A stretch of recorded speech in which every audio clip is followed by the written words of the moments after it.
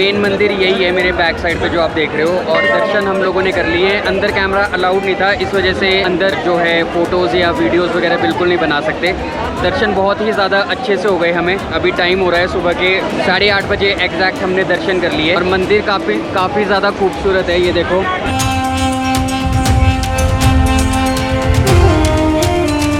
हम लोग यहाँ से वापसी के लिए निकलेंगे थोड़ी देर में। थोड़ी देर यहाँ पे बैठते हैं, फिर वापसी के लिए निकलेंगे।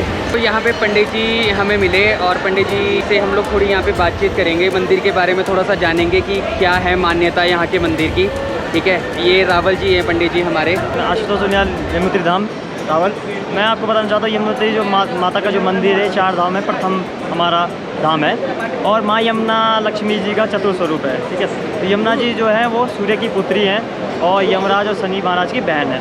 तो यमुनोत्री आने से आपको आपके जितने भी शनि से रिलेटेड कोई भी आपका पाप हो या कोई किसी प्रकार का भी कोई दंड मिला हो, आपके राशि में शनि का कोई प्रकोप हो या यमराज का कोई यमदंड, अगर आपने कुछ पाप किया हो तो उसके आपको अगर आप यमुना जल पे स्पर्श करते हैं तो उससे आपको मुक्ति मिल जाती है। ठीक है, यमुना जी हमारी भक्ति प्रधान है और ये अष्टलक्ष्मी में चतुर्थ लक्ष्मी यमुना जी हैं। तो ये श्री कृष्ण जी की एक पौत्रानी भी हैं और साक्षात लक्ष्मी जी का स्वरूप है। यमुना जी सूर्य की पुत्री होने के कारण यमुना जी का 2 स्वरूप है, एक है आपका शीतल स्वरूप, एक है गर्म स्वरूप। तो जो गर्म स्वरूप है वो यहाँ पे आप देख सकते हैं, यहाँ पे दिव्य शीतल है, यहाँ पे से माता जी का गर्म स्वरूप निकलता है, यानी गर्म धारा निकलती है। तो जो शीतल स्वरूप है यानी ठंडी धारा है, तो यहाँ से एक ग्लेशियर है आपका सप्तऋषि कुंड कलिंद पर्वत पर, वहाँ पे 17 किलोमीटर यमुनोत्री से दूर है, वहाँ से यमुना जी निकलती है। और जब यमुनोत्री के पास आती है तो दोनों धारा आपस में मिलती है, तो यहाँ से यमुना जी का रूप बनता है और यहाँ से माँ यमुना प्रारंभ होती है, दोनों रूप मिला के। ठीक है, तो यमुना जी में यमुनोत्री में यहाँ पे विशेष महत्व यहाँ पे जो गर्म चावल है उसका है। अगर आप गर्म चावल बनाते हो यहाँ पे तो यहाँ का मेन प्रसाद यहाँ पे जो गर्म चावल है सूर्य कुंड में पकता है, वो आप ले जाओ और आपको अपने घर में जब आप जाते हो तो उसमें खीर वगैरह कुछ बना के उसमें आप डाल सकते हो। तो यमुना जी का मेन महत्व ये है। और बाकी यहाँ पे बहुत सारे दर्शनीय स्थल है। माँ यमुना जी का जब कपाट खुलता है तो वो 6 महीने उससे पहले जब शीतकालीन में होता है, जब यहाँ पे बहुत ज़्यादा बर्फबारी पड़ती है, तो माता जी का जो स्थान है वो खरसाली हमारा गांव है, वहाँ पे रहते हैं, उसको हम खुशी मठ भी बोलते हैं।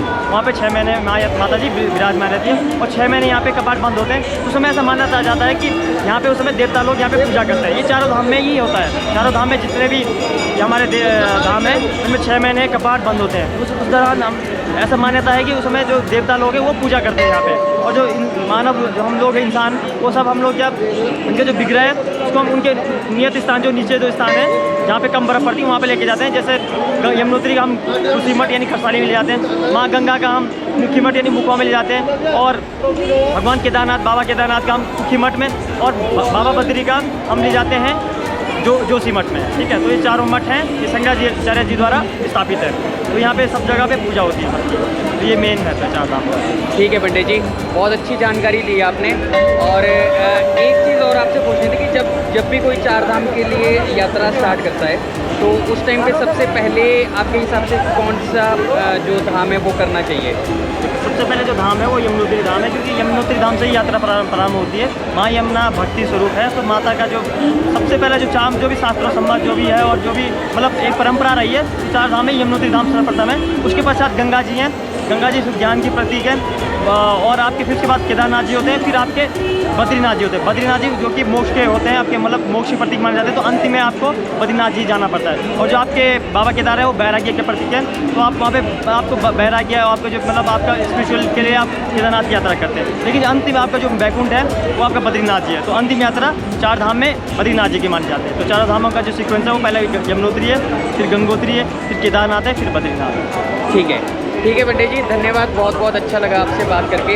और बहुत मैं जी आपके ब्लॉग के माध्यम से सबको बोल रहा हूँ कि आप 4 धाम में आइए। और यहाँ पे एक और निवेदन करना चाहता हूँ, बहुत सारे लोग यहाँ पे आते हैं, वहाँ पे प्लास्टिक वगैरह फेंकते हैं, यहाँ पे बहुत सारी गंदगी करते हैं। तो अभी जितने भी श्रद्धालु अगर जो भी देख रहे हैं तो यहाँ पे आए, प्लीज़ यहाँ पे दर्शन करने के आए, लेकिन यहाँ पे गंदगी मत करें, पॉल्यूशन मत फैलाएं। यहाँ पे आप आओ, पुण्य कमाओ, लेकिन यहाँ पे प्रदूषण करके पाप मत करो। यहाँ पे मेरी यही विनम्र आग्रह है। हाँ बिल्कुल, जो भी यहाँ पे आ रहा है तो प्लीज़ गंदगी वगैरह मत फैलाओ, अच्छे से दर्शन करो।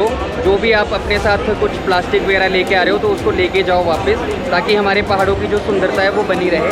ठीक है पंडित जी, बहुत अच्छा लगा आपसे बात करके, तो धन्यवाद। जय श्री राम।